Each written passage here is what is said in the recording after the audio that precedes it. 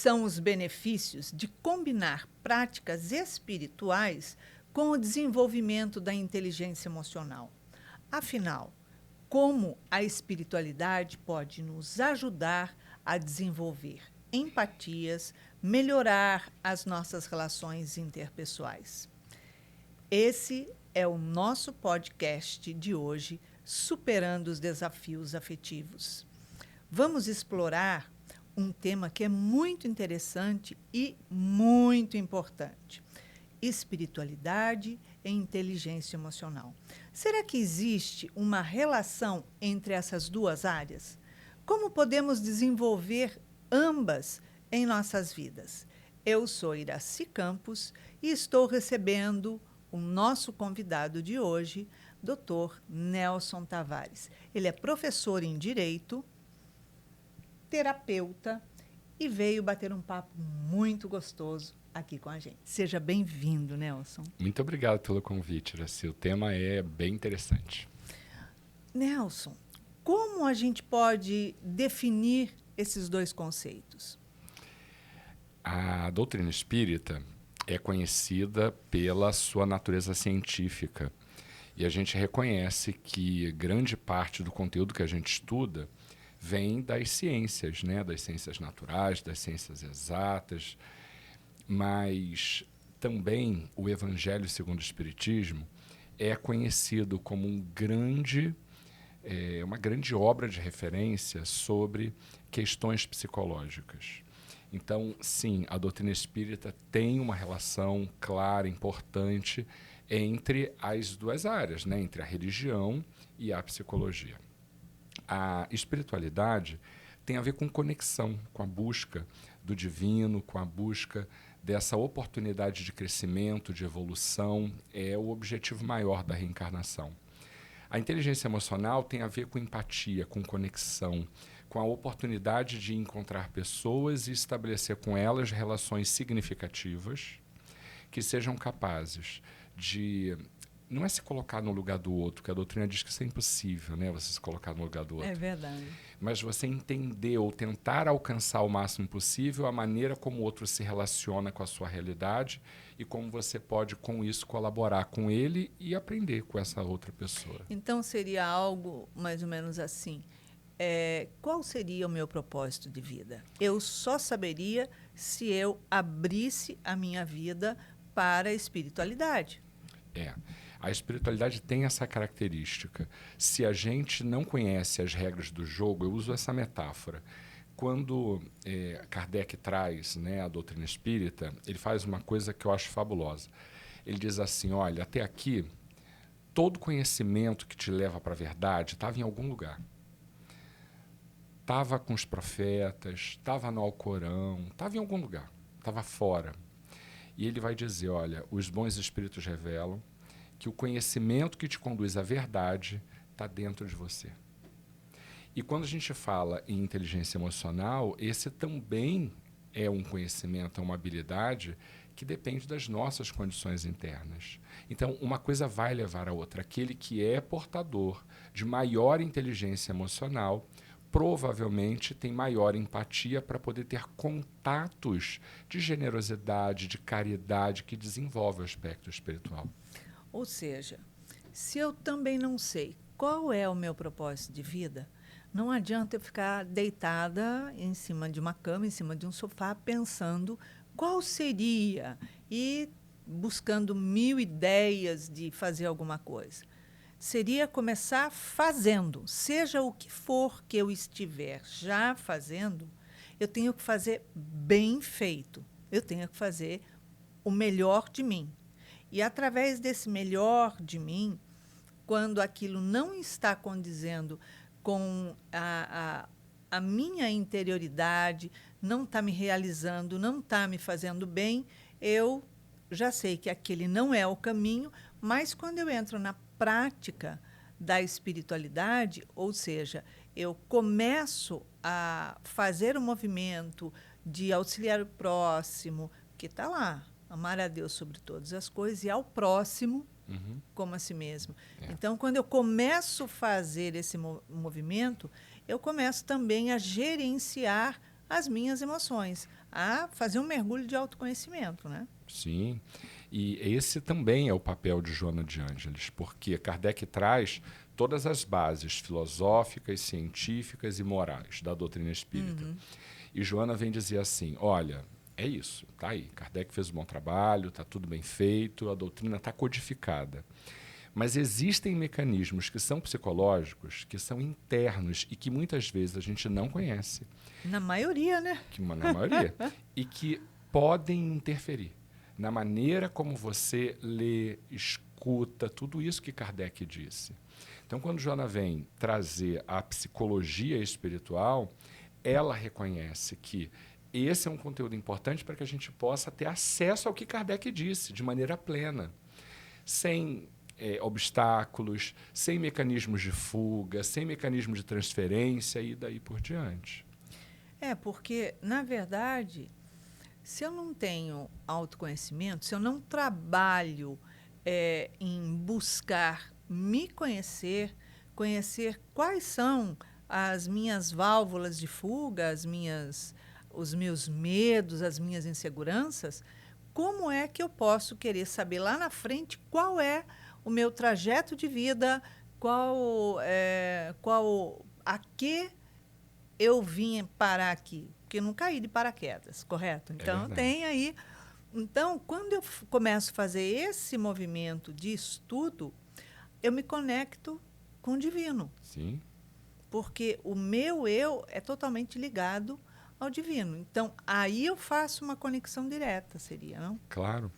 Você usou ainda agora a palavra propósito. É uma palavra que eu gosto muito, Iraci, porque há pouco tempo circulou nas redes sociais uma entrevista com o Steve Jobs, quando, assim, coisa de mais de 10 anos atrás, quando os computadores começaram a ficar muito populares, né, que já era um sonho, porque antes os computadores eram gigantescos, né, não podiam ser transportados, não tinham esse tamanho. Não tinha, assim, né? não.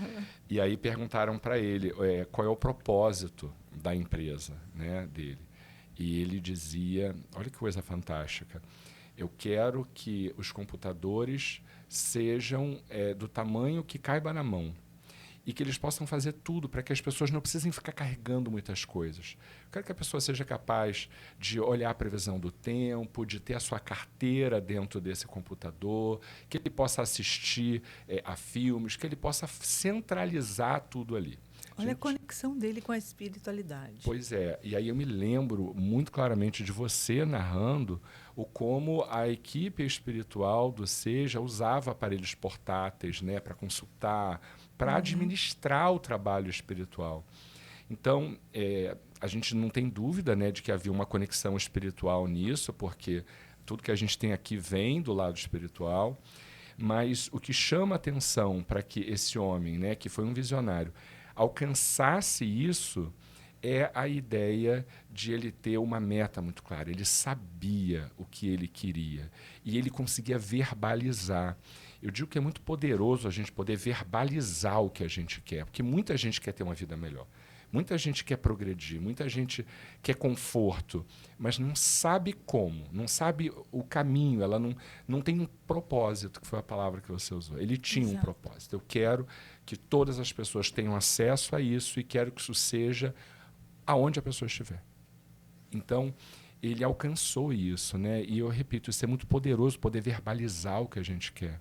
Porque você tá emanando no universo que conspira a seu favor e você está materializando, de uma certa forma, o aqui e agora, o que vai acontecer ali na frente no futuro. Sim. A equipe espiritual que depende da humanidade para conduzir para a gente a evolução que cabe de acordo com o planejamento de Jesus, precisa que haja alguém disponível para fazer isso. E se tem um planejamento disso chegar, essa pessoa vai ser veículo. Né? Com certeza. Com certeza vai ser veículo. Mas aí, repara, a gente está falando o quê? O que é esse propósito? O que é saber o que se quer? Isso tem a ver com inteligência emocional. Mas aí, se a minha intenção é ruim, do ponto de vista espiritual, eu tenho uma barreira. Eu deixo de ser esse instrumento útil. Então, as duas coisas são diferentes, mas se conectam, né? E, de uma certa forma, se você tem um projeto que não é um projeto para o bem, você cai nas mãos das trevas, Sim. que vão conduzir, né, você de forma que as coisas não vão ficar legal para você mesmo. Sim. Não tem como fugir, né? A lei de Deus, ela é única para todos. Para aquele que pratica o bem e para aquele que pratica o mal. Porém, vai ter que convergir É.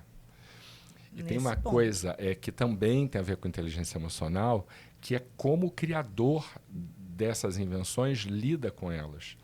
Me lembro do Santos Dumont, né, que inventou o avião e que se suicidou em virtude do desânimo que trouxe para ele perceber que o uso estava sendo feito desses aviões durante a guerra. Exatamente. Então, assim, o avião é hoje objeto de progresso. Se a gente pode, né, comunicar, transportar, viajar, ter lazer, ampliar o nosso conhecimento de mundo, é por conta dessa invenção. E não importa que tenham feito mau uso dela. Isso é um problema da humanidade. De quem fez o mau uso. Exatamente. É a mesma coisa daquele... Tem o filme dele, esqueci até o nome dele. Da bomba? Da bomba. Isso. Né? O que ele estava construindo, o que ele estava fazendo, era algo para o bem, para a humanidade, para cuidar, para curar, para, enfim, né? No progresso. E aquilo foi desviado para destruição. Quer dizer, foi roubado, digamos assim, um projeto dele, de uma inteligência fantástica, não para construir, que era o que ele queria, mas para destruir, né? A ideia do potencial atômico, energético, né, para a produção de energia foi desviado para a ideia da destruição. Lidar com essas coisas tem a ver com inteligência emocional. Hoje, a gente fala, na verdade, inteligência emocional é um rótulo grandão, né? Porque a gente tem diversos tipos de inteligência. O próprio Divaldo já falou muito da inteligência espiritual, né? Então, a gente tem... Gardner, né, que foi um dos primeiros estudiosos dessa questão, falava em 7 tipos de inteligência. Hoje a gente já fala de 11 e isso vai ampliando, de acordo com que a gente vai elaborando, refinando a capacidade de conhecer coisas, a gente vai progredindo. Né? Refinando, porque você vai desmembrando uma coisa que você tinha ali, um pequeno rótulo que fazia parte de um pacote, você vai desmembrando, vai fatiando aquilo em tanta coisa e a gente vai tendo oportunidade de ter um desenvolvimento, um crescimento com mais madureza, com mais equilíbrio, com mais sensibilidade, né? Porque a gente percebe como ainda tem pessoas dentro do seu tempo, né, de ignorância e de desenvolvimento, mas como tem pessoas ainda que falta essa polidez, né? Essa finura. Ainda está num mundo de concreto, de pesado, de agarrado, né, à matéria. Então, conforme a gente vai fatiando, a vida vai se tornando mais leve. A gente vai desenvolvendo capacidade de se conhecer. E olha que interessante a gente poder relacionar as duas coisas, né? Você tem, por exemplo, uma pessoa com uma grande capacidade de comunicação, de empatia, de movimentar pessoas, né? Eu sempre digo que o trabalho que se faz aqui no Seja tem a ver com isso, né? Com a capacidade de reunir pessoas, de conectar essas pessoas com quem chega a casa, esse valor de família, né, que Joana traz para a gente. Então, acho que Joana trabalha muito dentro desse espaço aqui, com a sua ajuda também, essa questão dessa inteligência emocional. Mas se a gente se afasta da espiritualidade, se a gente se afasta dos valores cristãos que o Espiritismo traz, a espiritualidade não acompanha esse grupo no rumo dessa evolução de que a gente precisa. Então, a gente pode ter pessoas com habilidades poderosíssimas, mas que não são direcionadas de maneira adequada. O valor ou o papel da religião tem a ver com direcionamento moral, de alguma maneira, dessas habilidades. Com certeza. Agora, que formas, dentro dessa certeza, que forma desenvolver uma compreensão para aprimorar essas minhas potencialidades? Eu digo que a espiritualidade tem um mecanismo interessante de desenvolver essas habilidades na gente, que é pelo trabalho. E é engraçado que existem, não sei nem se você concorda com isso, mas eu defendo que existem trabalhos de meio e trabalhos de fim. Às vezes o trabalhador é colocado numa determinada atividade, mas não é aquela atividade que está no grande planejamento daquele trabalhador. É porque ele ali quer aprender alguma coisa, ele tem que desenvolver alguma coisa para que com aquilo ele esteja no lugar para o qual ele foi preparado, né? Eu me lembro, Iracy, de você dizer assim, eu pequena com a minha mãe ficava com ela e tal, porque minha mãe fazia isso, fazia aquilo. Às vezes, algumas pessoas emprestam a própria encarnação para poder permitir que outras pessoas possam fazer. Isso é muito papel de pai e de mãe, né? De abrir espaço. Às vezes, aquela pessoa não tem um grande projeto, mas o papel dela é de abrir espaço para que os seus filhos e os seus netos possam estar no lugar que eles precisam. Então, é isso. Inteligência emocional tem tudo a ver com espiritualidade. Nossa Senhora, se tem. Agora, quais as ferramentas para utilizar? Porque a gente tem muita coisa que pode utilizar. Isso. Mas, nesse momento, quando você para dar uma focada, você fala, mas eu não sei o que fazer. Eu não sei como juntar, como unir isso e... Então, trabalho é o caminho, tá? Trabalhar é o espaço de desenvolvimento dessas habilidades. Agora, como ferramenta, eu acho que a primeira coisa é estudar. Hoje tem muito material interessante que vai te favorecer ter consciência disso. Há cursos que treinam inteligência emocional. Eu fiz um curso há algum tempo atrás de mediação para o judiciário, que é um espaço de receber famílias, em varas de família, e a gente... e aí eu juntando, né, eu acho que eu também cheguei um pouco à psicanálise por causa disso. Naquela época eu olhava e dizia, o conflito aqui não é jurídico, o conflito é de natureza emocional. Né?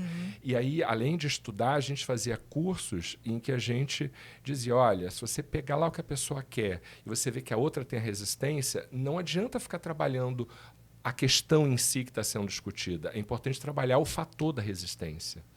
Da onde surgiu aquilo para impactar no que está acontecendo naquele momento. Exatamente. Então, vamos lá. Eu quero a guarda do filho. Eu também quero. Tá, mas por que os dois não podem compartilhar essa guarda, por exemplo?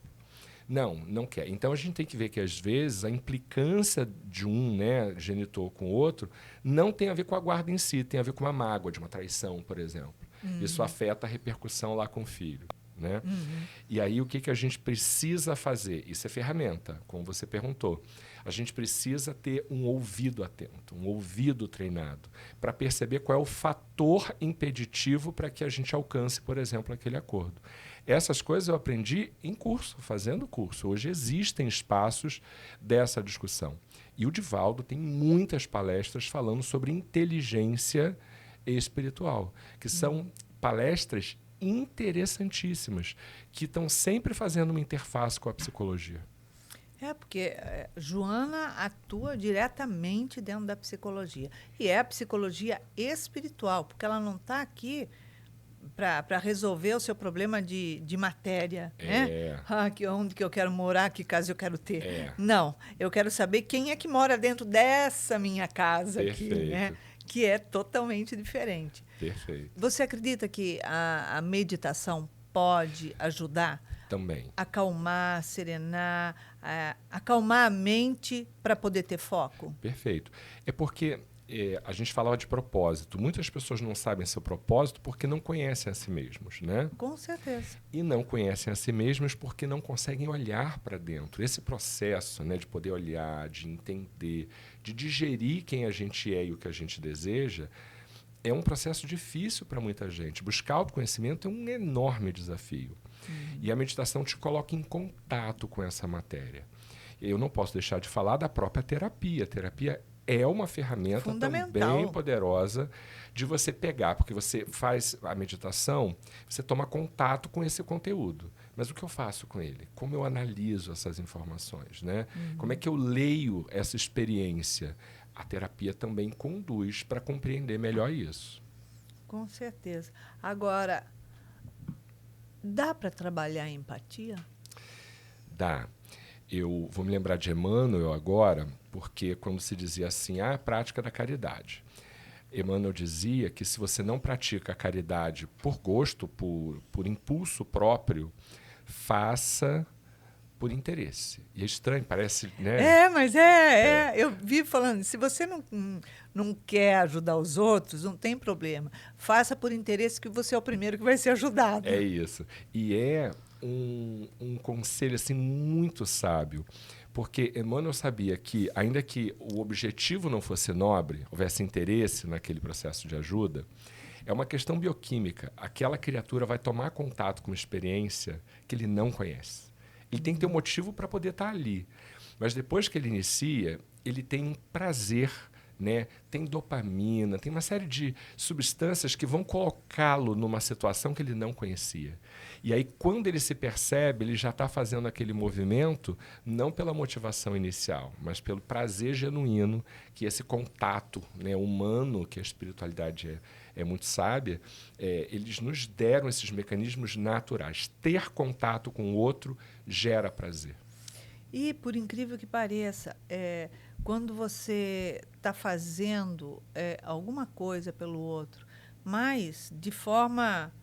Eu estou fazendo na prática, porque tem que fazer isso, então vou lá, faço e pronto, acabou. Fiz minha caridade de hoje, tá bom, fui.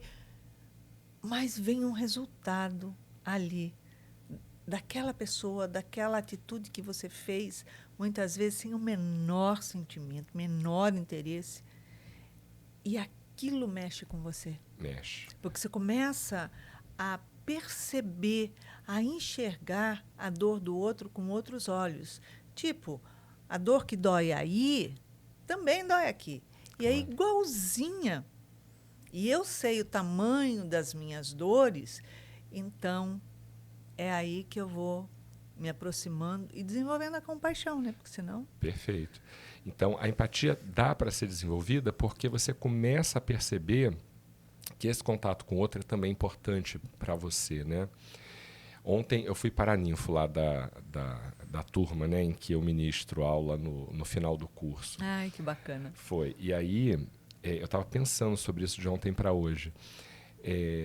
Eu faço meu trabalho com muito amor, eu adoro, né? Dar aula é uma paixão da minha vida.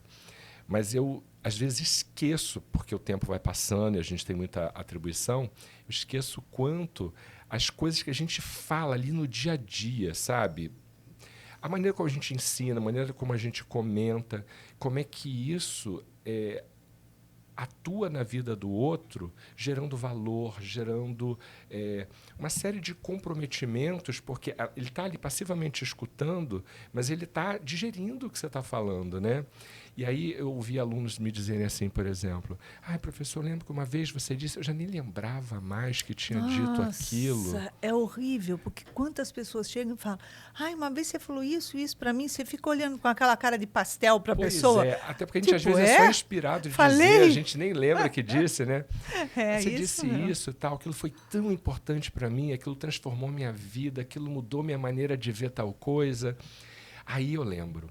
A gente tem que ter o compromisso, quando está com pessoas, de olhar para elas com atenção e dizer o que eu posso fazer de melhor por essa pessoa hoje. Porque aquele pode ser um dia especial. Aquele pode ser um dia em que alguma coisa que sai da tua boca repercute naquela criatura humana muito profundamente. A gente tem que ter atenção para isso. Muda a vida da pessoa, né? E a gratidão... ela contagia. Ela contagia. E a gente, quando fala assim, caramba, a pessoa está dizendo que eu fiz a maior diferença na vida dela. Mas você olha, você fala assim, não, eu não fiz. Eu não fiz. Aconteceu. Foi a vida dela que mudou pelo que o movimento que ela fez. Sim. Né?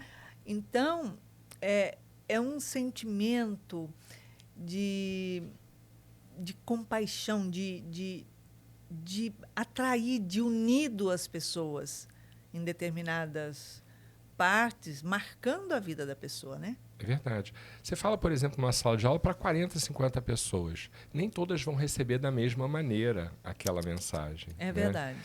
E esse é o aspecto espiritual, entender que cada um está numa sintonia, cada um tem momento de história, cada um tem uma realidade que vai receber a mesma informação de uma forma diferente.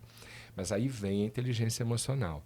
Tá, mas o que eu posso fazer para atingir aquele que não está nessa sintonia? Que não chegou lá ainda. Então a gente tem que ficar pensando o que eu digo, como eu abordo. A gente falava do telefone, era assim, uma coisa que hoje é objeto assim, de muita polêmica é se celular deve ser usado em sala de aula. Isso tem sido discutido aí, né, e pelos tem países educadores. adiantados que aboliram Que proíbe definitivamente. E outros usam o telefone como instrumento de pesquisa. Então há muita polêmica em torno disso. Tem colega que tem horror a ver aluno usando o celular em sala de aula. Se sente ofendido. Tá? Ele está falando e tem alguém ali no telefone. Mas não adianta você dizer para essa pessoa, dá para guardar teu telefone? Porque você está cortando vínculos. E não se faz contato humano de qualidade sem afeto. Precisa de afeto. Sem afeto, pessoas não se conectam. E sem conexão, pessoas não crescem. Não tem empatia.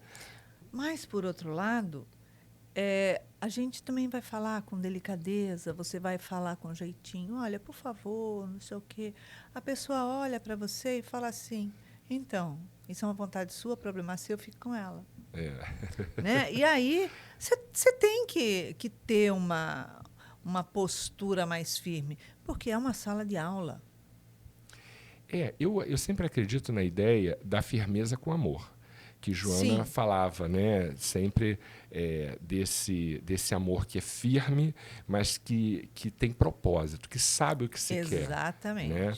Então, não é a briga pela briga, não é chamar atenção por chamar atenção. Não. Tem que ter um jeito muito especial de fazer isso. E aí, uma vez, um aluno me disse isso, assim, professor, é engraçado que às vezes você briga com a gente que nem parece que está brigando, né? Falei, como assim? Ele disse assim, não, é que você está brigando. Eu percebo que você está brigando, mas você fala... Eu sei que está me chamando a atenção, né? Mas parece que você está fazendo aquilo porque é meio pai, assim. Eu digo, pai não sou de vocês, mas tem isso. Eu acho que a gente pode educar pessoas em momentos não simbólicos, né? Como esse, momento que você está chamando a atenção de alguém. Que é muito importante, porque a pessoa tem que aprender a respeitar que tem uma hierarquia. Não é uma hierarquia de valores, mas uma hierarquia no tom de respeito, no tom de quem está ensinando e quem está aprendendo ainda.